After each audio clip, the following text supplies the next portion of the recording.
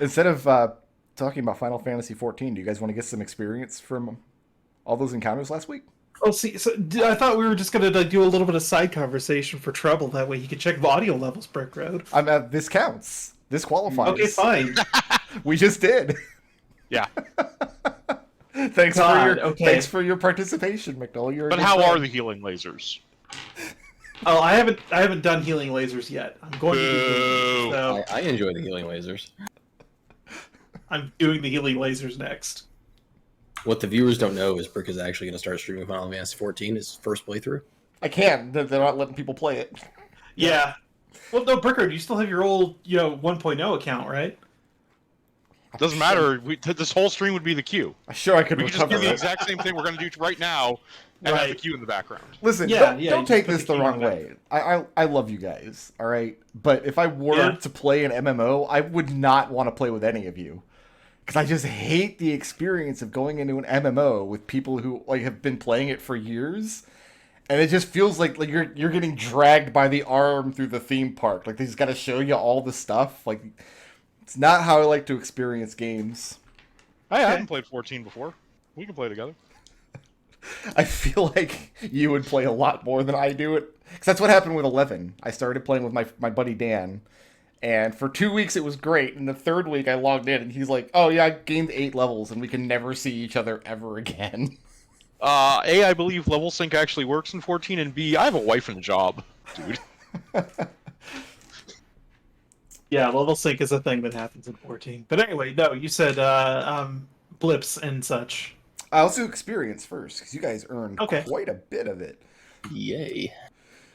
You took out... always have to get experience. Mephits and hoplites, and one of the 2 elemental hoplites, and one of the 2 elemental snakes, and I gave you credit for one archer who was expelled from combat when he was knocked off of a bridge. Adding all that together, everybody is coming away with 1,117 experience. 1117 for encounter experience for... Sure. That puts me at a level. Last week. Yeah, I assume that some of you will be leveling up, and we can take care of that before we get started today. All right, and then we have to do blips, because we weren't able to do blips last week. Who wants to make their case first? I can go. Ekon.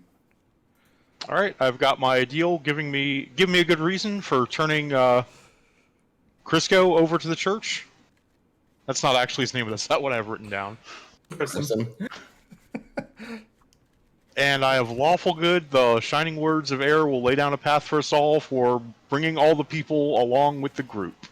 Again, not 100% sure what that was, but I wrote it down. Seemed like a great idea last week. Yeah. Oh, and I got one for initiative, hopefully, because that was a huge pain in the ass. That was a huge pain in the ass. I think it's going to be even a bigger pain in the ass this week. I'm not counting Strahd's turns. I can go. Jeannie. Hold on. Google Sheets is yelling at me for some reason. There we go.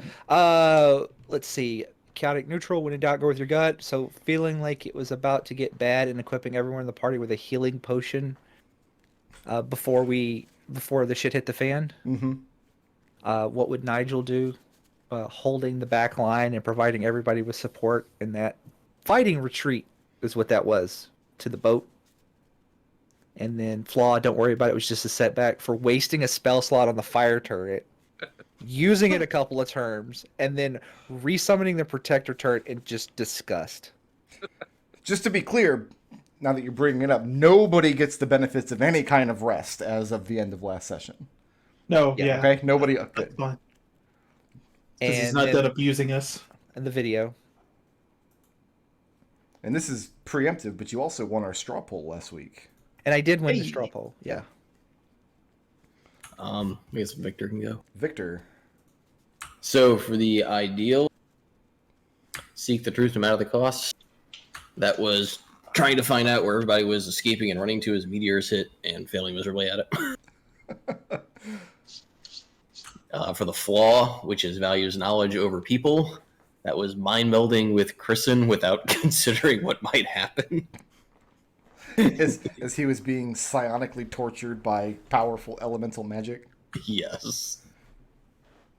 And then for the alignment, the ends justify the means. The best thing I could come up with was his actions in combat. So pulling back to do sort of sneaky ranged attack stuff at the cost of leaving his companions in potentially bad situations with everybody around them. I feel like that's just doing your job, though. Nobody expects you to be on the front line. I mean, Evie's always going to yell at you for doing that. He hid behind the tree the entire fight. I thought Victor was very effective throughout that fight. I did that for 15 levels. Oh, I'm not saying he wasn't effective. I'm just saying he wasn't up there making sure his family was all safe all the time. That is not an exaggeration. This is literally how Birdie was played the entire campaign. Well, that's how Victor's going to be played. That worked out really well last time. So. It's Red and Birdie again. Yeah, we got Red and Birdie back again. You just draw a line between where the paladin was. I can't award you an alignment blip for playing your class properly. That's fine. It was all combat last week, so. Who's next? I'll go. Evie.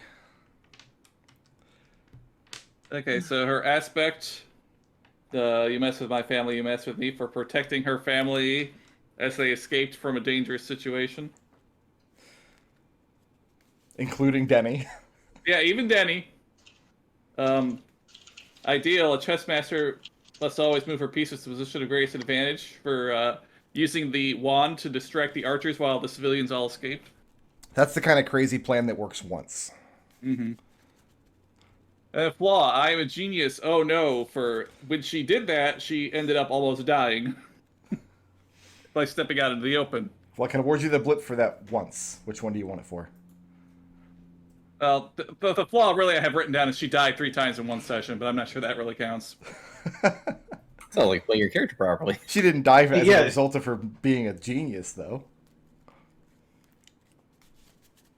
Yeah, so then she just gets one for her ideal then. Okay. And what is Edmont getting, aside from a sick pair of sunglasses? He's getting blips, knocked off of him like crazy. Well, no, I've got my ideal life is my canvas, and I'll make my mark on it for turning around and being like, no, this is a historical event, and I'm going to capture it as it is, for trying to take a charcoal sketch of the city as it burned. It seems like a good use of your time. Yeah.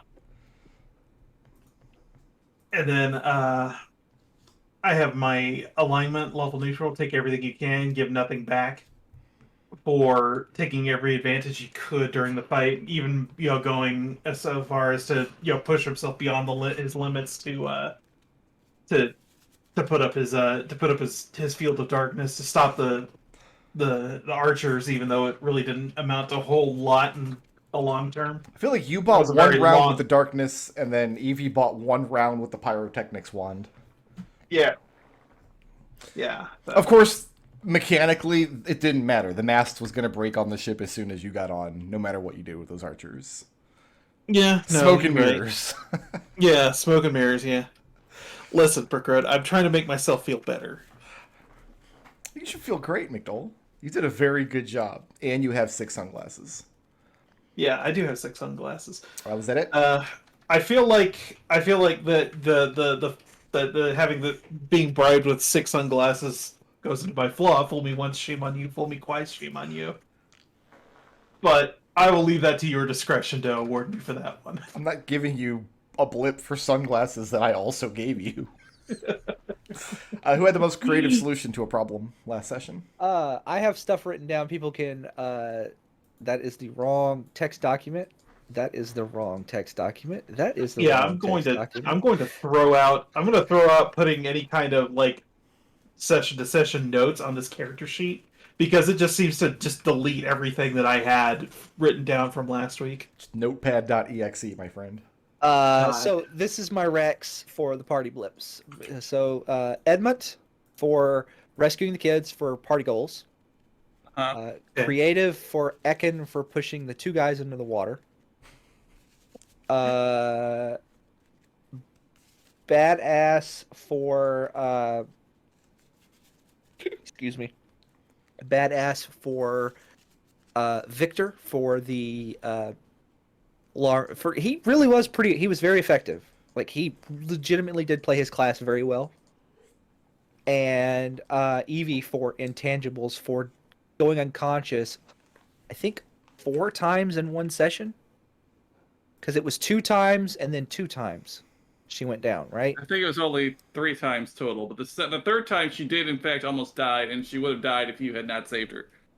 But it was like because it was 2 times on the bridge, and I want to so you only went down one, but still 3 times in one session. Nobody else went down. Yeah. No, wait, Edmont did, but that's Edmont fine. did. He's a frontline fighter. That's his job. Frontline fighter with 29 hit points. Okay, sure, Jan. I mean, you just like monk bullshit hasn't fully activated yet. I know. Hey, 29. That's my hit points. Are we signing off that- on all of those? Yeah, no, I'm good Yeah, for they're that. good. Yeah. So creative was Ekon for the pushing for continuously and successfully pushing 2 people into the water. He's tried. Like he's And- getting a lot of mileage out of the hand. assisting party goals, Party goals was Edmont for rescuing the children. and the Lined up. badass. That was Victor for being very effective as a rogue. And intangibles. That was Evie for face planting 3 times in one session. Okay, and I'm also awarding everybody a blip for against all odds and my meticulous design, you managed to get everybody safely to the boat. There were no casualties on your end. So Edmont, you have 0 and you just earned 4. I'm assuming you want them. Yeah. Okay, Ekon, you have 2 and you earned 5. So you have to roll over at least 1. Do you want to just start with 6?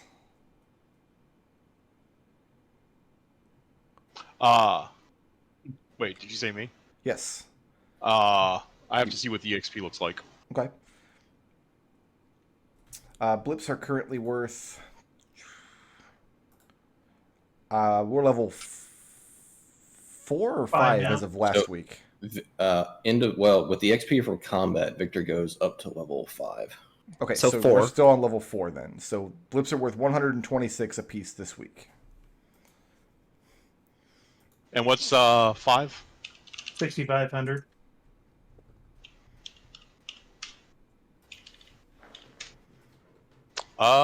Looks like I cash in 1 blip, and I'm there, so I'm gonna go be at 6. Okay. I'm good. Evie, you had 6 and just earned 4, so you're rolling those over. I'm also going to spend 1 because I'm 20 XP away from level. So you're coming in with 5. Yes.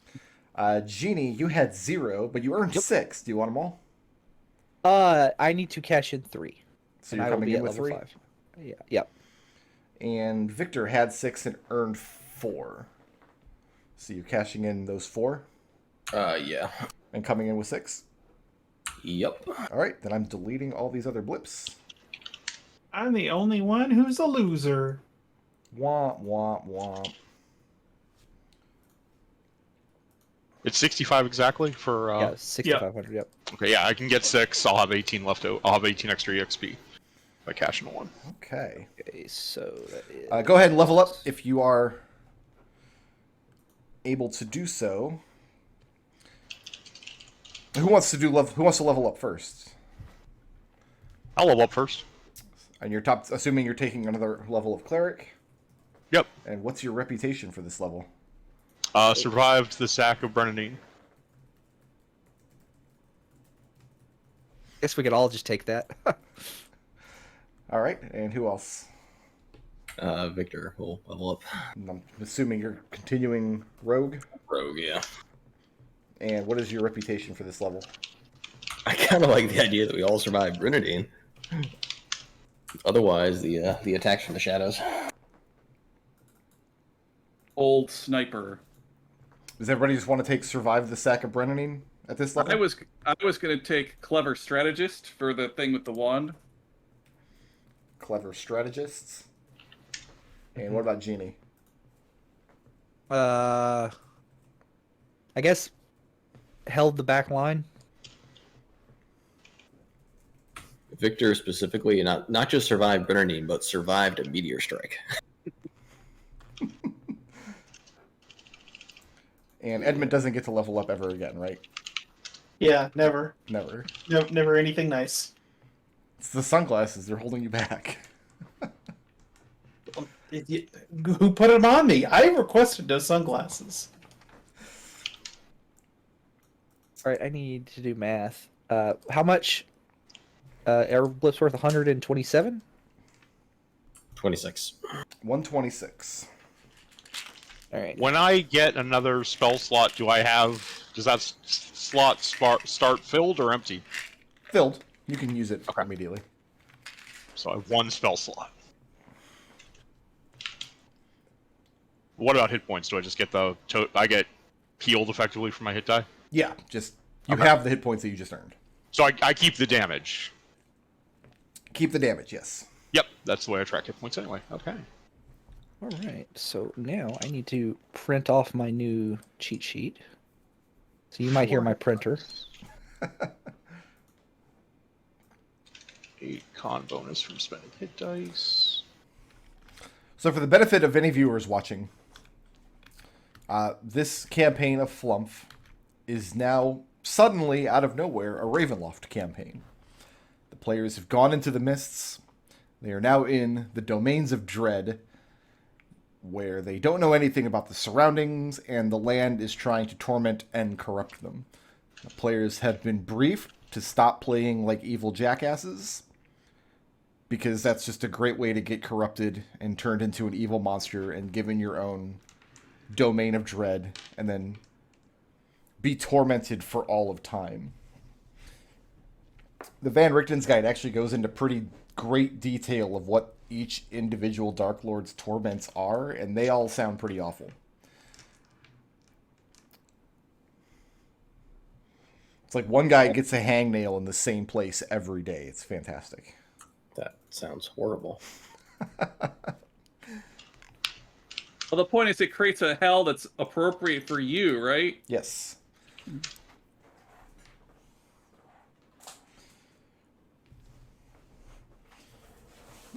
The real question with hitting level 4 is, do you take the feat or the ability scores? I took a feat. I took the feat. Feats go in your socks. Which I got do you guys take? I got big old whiz save +7 now.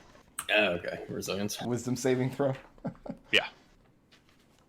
I had to It's take not the being to- ASI. If I was smart, I would have taken the feat at level 1, but I didn't. I was like, no, I want even numbers. So I didn't have this book as a resource, the Van Richten's Guide, when I first started planning this campaign. This campaign has been in the works on my docket since we were playing Flumph of the Wild. And I've only had this book for the past, what did this come out, like 8 months ago or so? Yeah, it's been pretty recent, I think. But on the subject of Dark Lords, or on the subject of the campaign setting as a whole, I guess, the domains of dread are each domain, the land itself is alive, and it brings people here using its mists, the tendrils of which can reach out into all of the multitudes of D&D worlds across the planes. And it does this to torment exceptionally evil souls. And if you're one of the worst, it will lock you in your own domain, and then you're stuck there for eternity being tormented. And the Van Richten's Guide actually has a great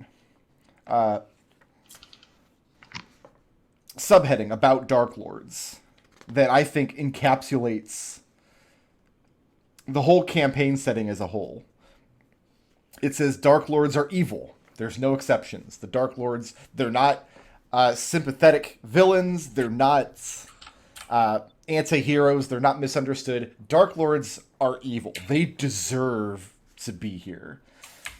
Dark Lords are prisoners. They can't escape. Once they're in their own domain, they're stuck there forever. The land does not release them.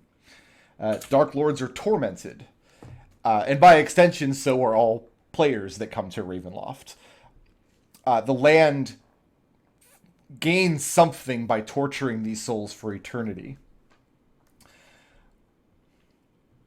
And it says Dark Lords are immortal. You can kill them. In fact, Curse of Strahd, I'm not sure if McDohl, you played in it. You might not have read the book, but at the end there's a little blurb. Like I read afterward, yeah. You did read it? So yeah, at the end you'll Yeah. remember you're supposed to fight and win against Strahd at the end. Like he's the big villain at the end.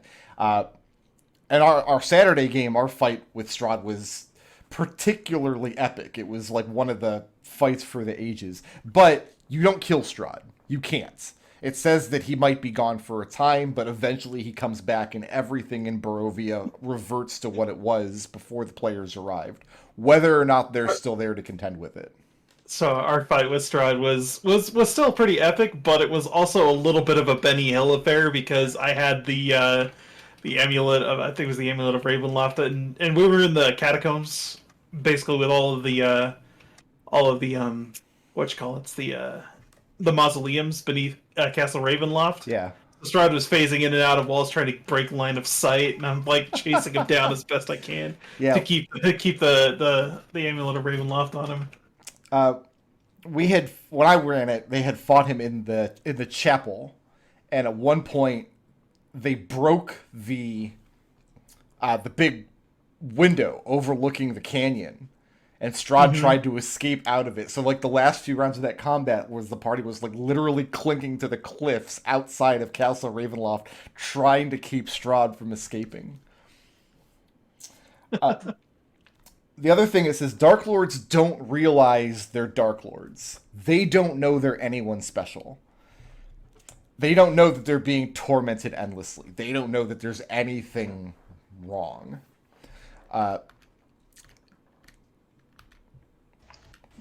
The degree to which your players know that anything is wrong, your characters, I mean to say, is anything's wrong, is up to you. That's something we will decide as we go forward. But I do have some mechanics in place, so if players do evil things, they will make dark powers checks, and if they fail too many of these, the land will claim them. And they will exit via the mists, and we will know of them no longer. Victor's going first. Like, I feel like by the end of this session... You have a magic number for him already, and it's not... He doesn't have far to go. So, while in transit, Victor had a coma and he woke up awful good. He just had a change of heart immediately. He was hit in the head and suddenly it changed. But he's still a rogue with psionic knives, right? Mm-hmm. So he didn't change that much. But now he stabs only bad people.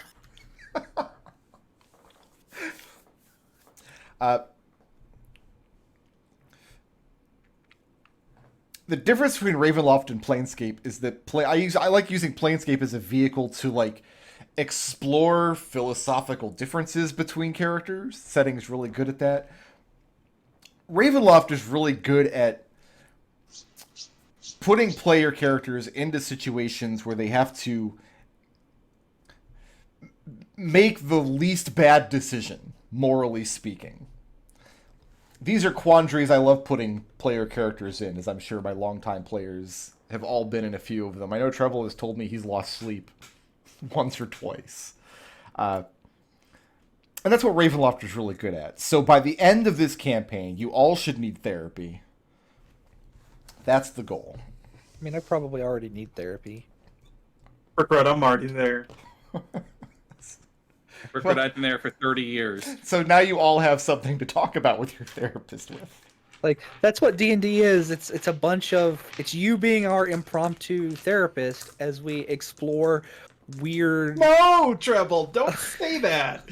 That's horrible. Why would you say such an awful thing? As I pretend to be a short little lizard man who trolls everybody in the party. Oh, no, that's what I need therapy for is Treble, let's be honest. Now, I'm going to share with you guys. This is absolutely true. I'm not making this up. This is not a joke. I'm going to share with you the because a lot of Ravenloft is based on like popular horror media. Originally, it was envisioned like a lot of like silver screen. A Bela movie Lugosi monsters kind kind of stuff. things. Like there's the mummy and the vampires and there's werewolves and stuff.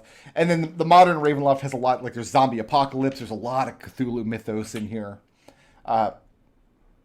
So there's like room for any kind of horror from any genre or medium to seep into Ravenloft. So I'm going to share with you guys the media that scared me the most in my life. I've been watching horror movies my entire life. I've never come across something that has frightened me as much as this. And no BS, the judge in Who Framed Roger Rabbit. Nope. That is entirely That reasonable. explains so That's much about great. you, Brick Road. Judge Doom did it for me as a little kid. For Lloyd, huh? 100% believe that. I don't find that hard to believe at all. He's That- terrifying. He's That in my explains so nightmares much to about that. this. I'm 40 years old and I still have nightmares about his bug eyes and that high squeaky voice. When I was a kid, Just it was like the Bob Hoskins in that movie. when I was a kid, it was the movie Tremors. I had nightmares about those things for years. It was just like, Oh. don't move, don't make a sound. It's built to stoke paranoia. But now I think Listen. that movie's awesome. Listen, like I'm pretty sure I'm pretty sure I've told this. Like anytime Brooker brings up spiders in this fucking D&D games, it's like no, arachnophobia. That fucking movie. I swear to God.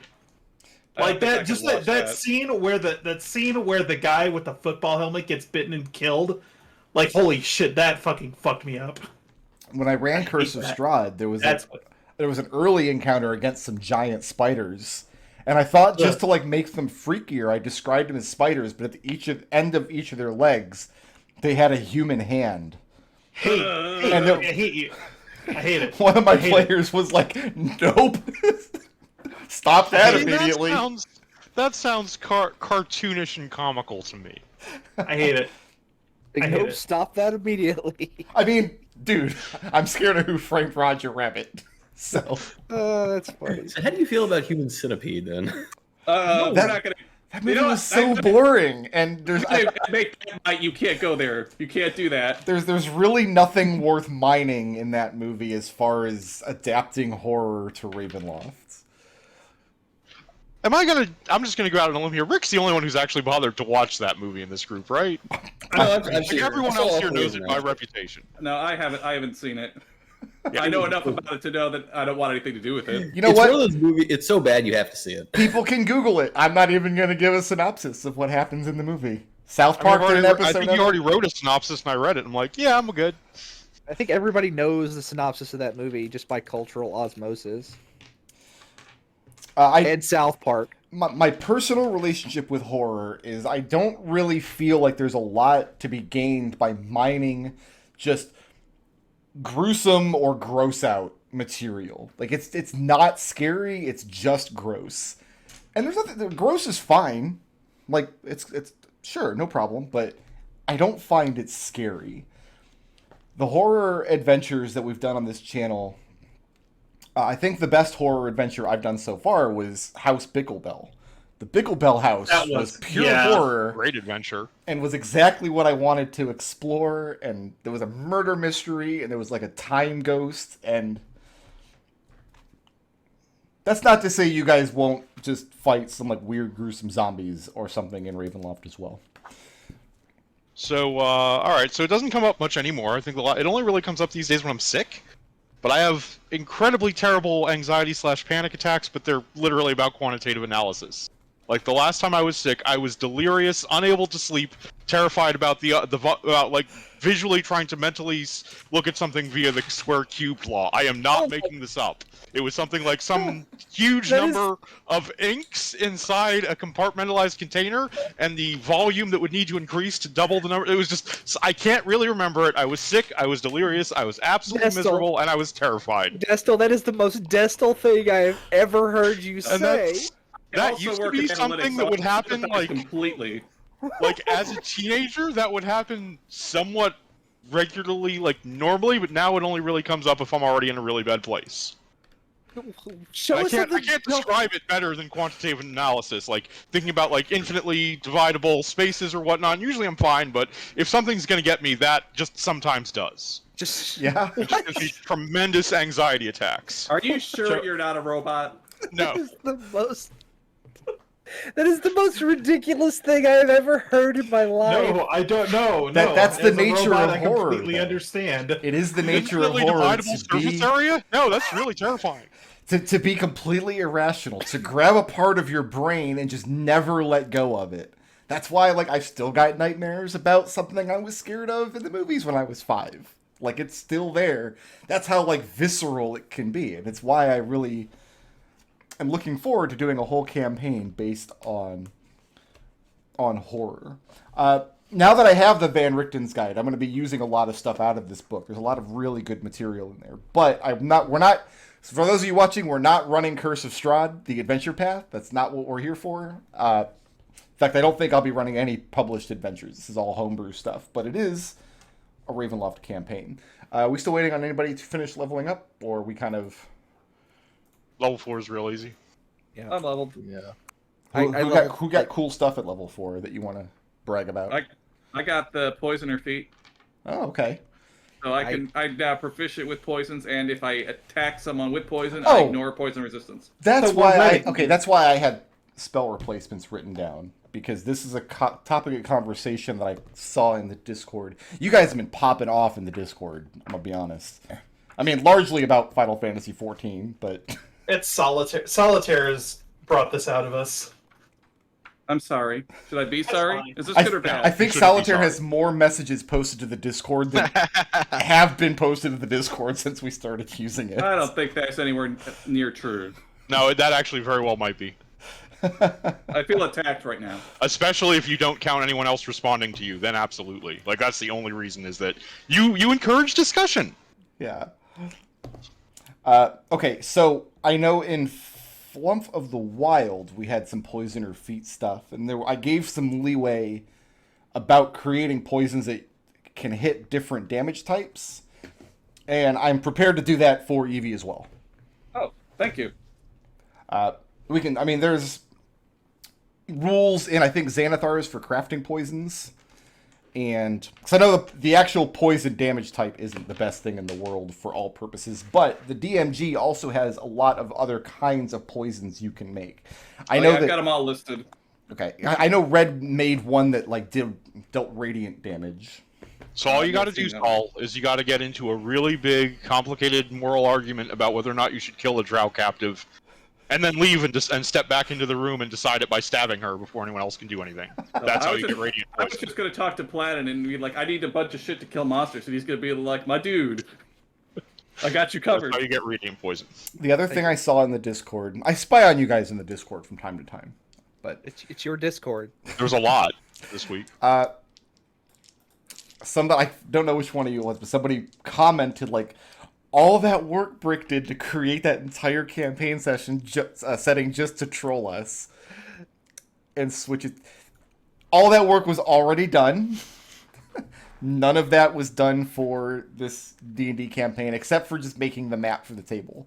That is actually all the world building and stuff came from a game design doc that I wrote years ago, after me and the other McDohl had a conversation about whether we'd ever see a Suikoden 6, and of course we're never going to. But then I'm like, you know what? I could write Suikoden 6, and that's basically what that was. All of that.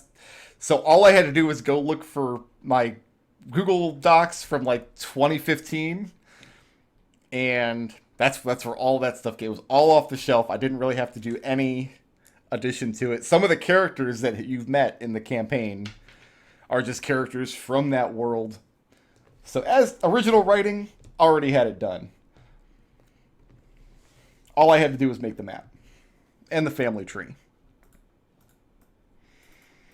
I'm not willing to put in that much work to troll you guys, just be honest. Alright. But that stuff is all outside the scope of what's happening to us now. I'm still going to say that we've been brickrolled. Sure. I vote we don't say that. Yeah, never again. Ever. Does Pandemonium count as a horror adventure? Yes. Or was it just Yes. horrible? That was absolutely a horror adventure. I will be taking your guys' adventure requests. I'll be taking those off camera, though, later. So, all right. So you guys are in a pole boat a very garishly colored pole boat with a merman on the front. And it is the 5 of you and your cousin Orson. Well, he's some of your Jeannie and Evie is your brother, actually. Yes. Yep. As well as 12 other characters. So with you in the pole boat are Trieste and Donique Amberson, who are your friends from the city, and their cousin Abernathy, who is courting Jeannie's hand for marriage. Also, your cousin Denny, the psychopath, and your younger cousins, very young, about 10 years old, Tenny and Giannis. Both of the children are with you. Also with you are Aethar Pladden, the old monster hunter, who has kind of taken Ekon under his wing, as well as Chrisen, the fire cultist, the man leading Chrisen, because he's still in irons, he's still in chains, who was just a nameless man-at-arms who was not supposed to survive the trip. But since he did survive the trip, I have decided to name him Lair. You also have Abernathy's manservant, Lietgard. Your good-for-nothing drunken brother, Lugrin. And the swashbuckler, Jaela Can't Hear, who I wish I had more time to introduce last session, but we kind of had to rush through the end of that to get to the scene that I've been waiting to play out for 2 years, I think.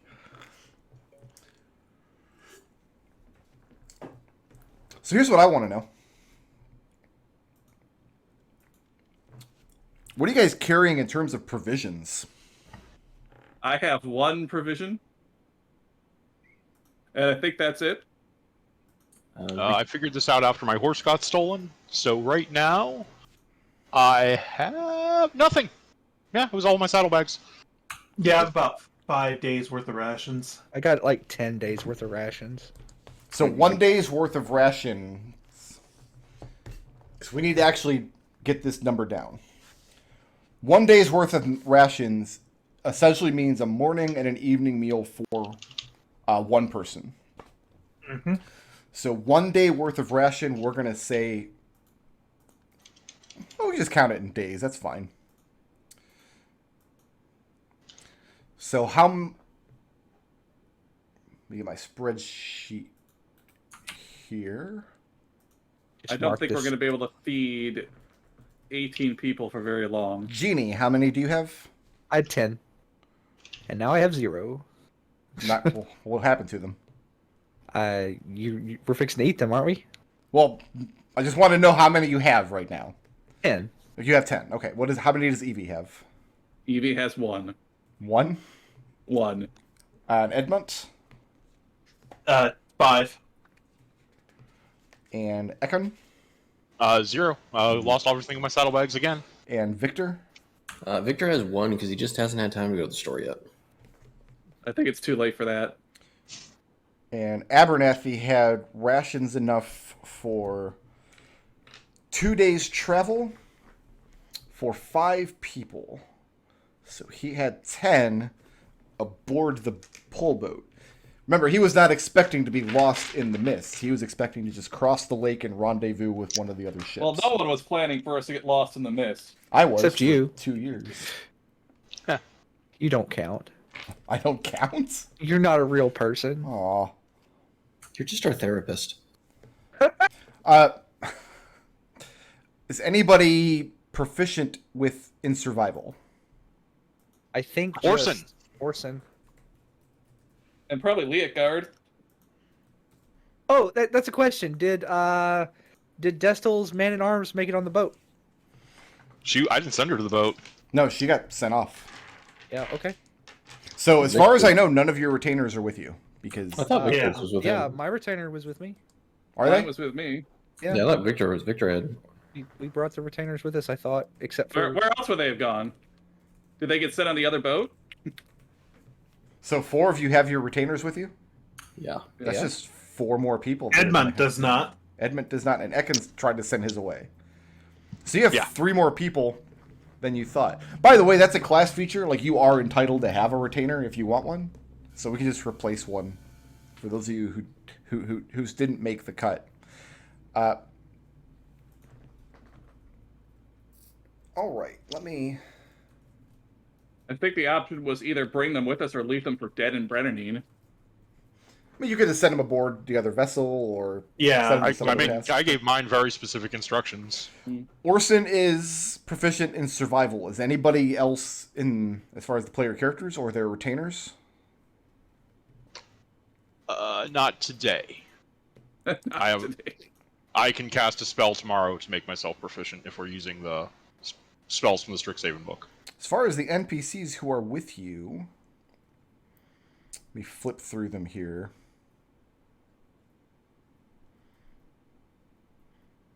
Denny has intimidation. That's not going to help you. Lyre and Lietgard are both proficient in survival. So you have, out of, what do we have here? 12, 18, 21 people packed on this pole boat. 3 of them are capable of survival checks. This is going to be a very short campaign. So what this means is you can't take a long rest in the wilderness unless you've had food. If you don't eat for the day, you don't get the benefits of the long rest at the end. If you end a day without taking the benefits of a long rest, I'm going to impose a Constitution saving throw, and if you fail that saving throw, you take a level of exhaustion. Here's the current state of things right now. You guys know what the state of your own characters as far as what class features you have, what resources, how many hit points, and everything. Denny is very well past bloodied. He has 8 of his 42 hit points, and he has a level of exhaustion because... Where's his character? Let me his stat block here. I gave him a feature in a stat block called Blind Rage, where if he takes damage and then fails a Constitution save, he tries to fight everything with his bare hands, and once that rage subsides, he gains a level of exhaustion. Denny sucks, and he wasn't supposed to survive, and I'm going to punish you guys for not allowing him to die. Excuse me, that What? was your failure for not killing him. That was your dice. I tried really hard. It's your dice, Brickroad.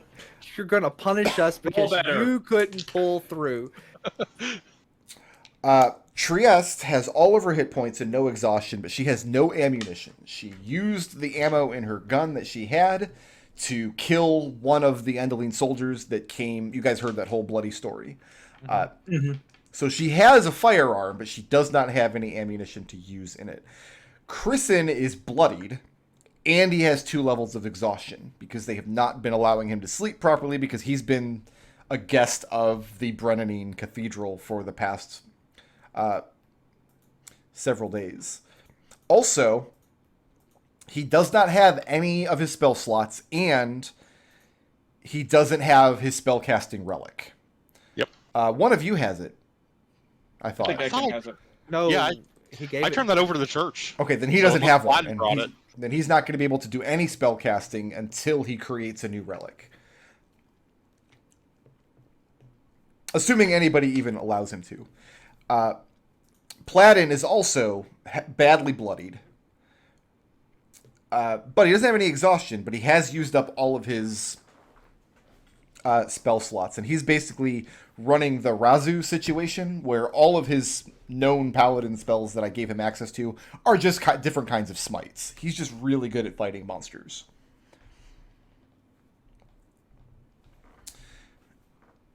Who among you still has resources as far as spell slots, key points, that sort of thing? I I need have to take one a short second rest to get my key points back. Everybody can take the benefit of a short rest before we get started. You can do that on the boat as you guys are pulling down. Then I have key points. Yeah, go ahead and spend your hit dice and get your key points back if you'd like. Your house then I have- spellcasting also recharges on a short We rest. have the words of resolve that can be used to restore hit points. We should all dump that before we do our rest. They're long rest. Okay, well, I'm at 1 hit point. Just so you know. So I've got a spin hit dice. I have a single spell slot for house spellcasting, and I have a single second level spell slot from leveling up. And other than that, all of my resources are tapped. That's all the warding flares. Oh no, I got one more. I have another warding flare because my whiz went up. I basically just have cantrips, and I have one. I can summon one more turret because I just got that noble spell slot. Gee, I wonder what kind you're going to summon. Oh well, it depends on what the situation calls for. Honestly, Oh, I get my channel divinity back at a short rest, so I have one big explosion of radiant damage. So I burned all my hit dice. I am kind of back. Burning all mine puts me back to 25. Who wants to name all these little white tokens after all the NPCs you guys have? 12 tokens for 12 NPCs. I am still. I just realized I didn't do a chore when I leveled up, so I'm doing that right now. So Nerd. somebody else do it. Can the NPCs take a short rest and get hit dice, or Nope, they're NPCs. how do they get hit points back? Long rest? Long rest. Okay. Right, let's see. So when I leveled up, I can switch my. I could take the alchemy jug. So we could eat on. We could subsist on mayonnaise. Again. Oh, God. That's awful. Again. I'm just gonna put Hate it. it. I really need a magic dagger, but I would also like it if we all didn't starve to death. Again, I can tomorrow if I can get a long rest, I can be proficient in survival tomorrow, and my survival check would be stupid high. I'm just deciding if I want to change my replicable items. That's all. So I'm going to say once you guys get out into the wilderness, which is where you're going, believe it or not, a successful survival check, every character who's proficient in survival can attempt to make it once per day. And on a success, the DC is going to be determined by the weather and the surroundings, and I've got a whole chart over here. On a success, actually, it says in the book, I think, you can feed some number of people per day. I think it's up to 4? I had this written down. I don't know where I put it.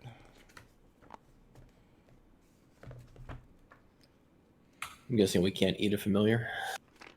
No, they are they are specifically like spiritual creatures. They provide no sustenance.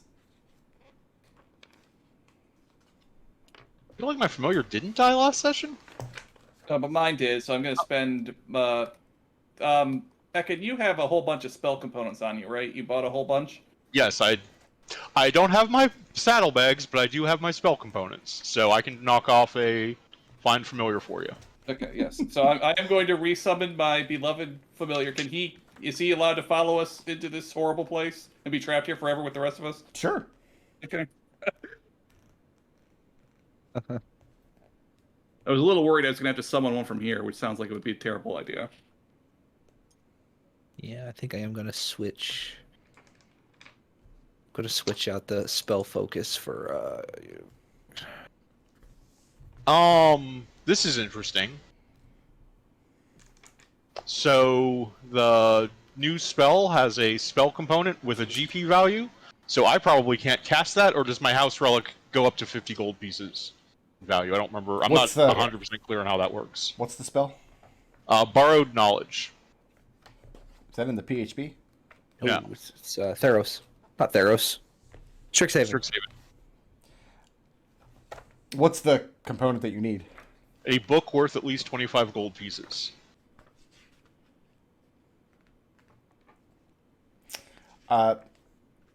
You do always need your house relic to cast spells, no matter what. And that's in addition to costly Costed relic. components. Okay. So you will Yeah, need to I did invest in a not book buy of that some book kind. because I didn't read the spell until now. Like, I don't even know it exists. I bought all the other components I need. So yeah, We still- I can't be proficient in survival. Sorry. We still have the 750 gold of scroll components, right? Yeah. That you blew. Yes. Okay. So the way exhaustion works is when you get your 6th level of exhaustion, you are dead. So you guys are going to have to find a way to stretch these rations out for as long as you can. Because it's not long as you're pulling along this river. There's some argument back and forth. At first, they believe that they're just running the boat up against rocks or whatever. That quickly becomes apparent it's not the case. The first thing you notice, of course, is that it's way too hot. Muggy, even. And you all are dressed in your winter clothes. So it's not long before people are shedding fur coats and heavy cloaks and shrugging them off. And the heat is sweltering. The mists eventually do subside, and the river that you're on is unlike any river or tributary of the lake that surrounds Brennanine. It becomes very apparent very quickly that you're not in Kansas anymore, so to speak. And it's the dead of night, but it's a very silent night. You don't hear crickets chirping. You don't hear wildlife, even though you can see the bank of the river off to your right after the mists subside.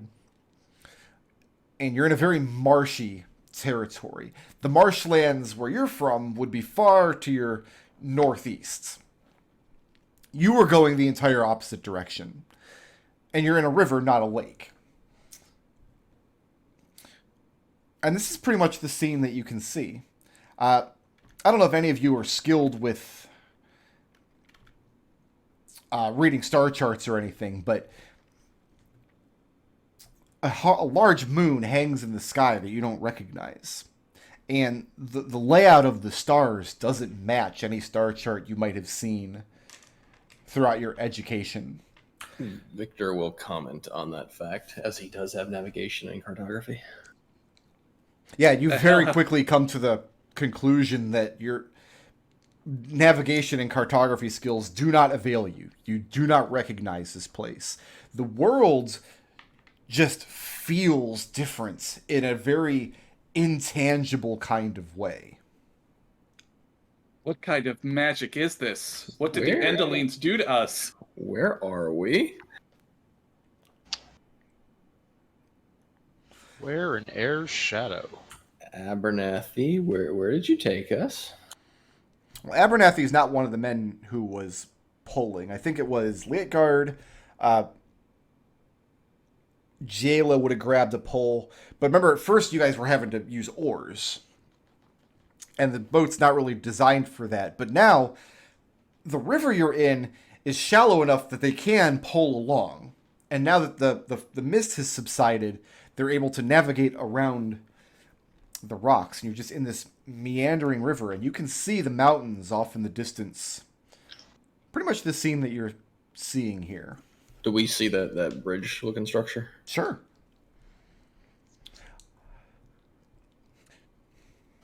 Just a quick rundown of... There's no sign of civilization that you can see. And you've never spent a night in the wilderness that was this silent before. It's unnerving, almost. A quick rundown of just any change in state in your NPCs. Donique hasn't spoken since you guys encountered her in Brennanine. Trieste has been carefully leading her along by the hand. But the whole time on the ship, everybody's been very unnerved and anxious about this change in locale. But there's been no change in her demeanor at all. She sits silently. She looks forward. If you speak to her, her eyes kind of drift to meet your gaze and then drift back out again. And Trieste has been latched onto her, very worried the whole time. Tenny has been weeping and whimpering the entire time. She has no idea what's going on, but she knows very much that she doesn't like any of it. Chrisen, at this point, after you guys have spent about an hour on the river, has passed out. He has fallen asleep in his shackles. Platin, on the other hand, is like hyper alert. He's gone up to the front of the pole boat, though he not going to see anything that he can make sense of. but you can tell that his mind is working a mile a minute. Anybody have an idea where we are? There's a bridge up ahead. Anyway, does that look familiar to anybody? There is no bridge or structure like that looks anything like that anywhere. I mean, Jayla in particular has been up and down all of the rivers feeding into Lake Lothril her entire life. And this is not one of them. None of them are this shallow, for one thing. Are we still going up the river? Or are we parked? That's up to you guys. Once It's been a couple hours at this point. Yeah, you guys spent a good hour or so rowing across the lake before the fog completely enveloped you and the fires of Brennanine disappeared behind you. Why don't we stop at that bridge and see if there's a road up there? It's a bridge. It must go somewhere. They don't build a bridge like that just for decoration. I would hope not. But what do y'all think? Should we stop and take a look?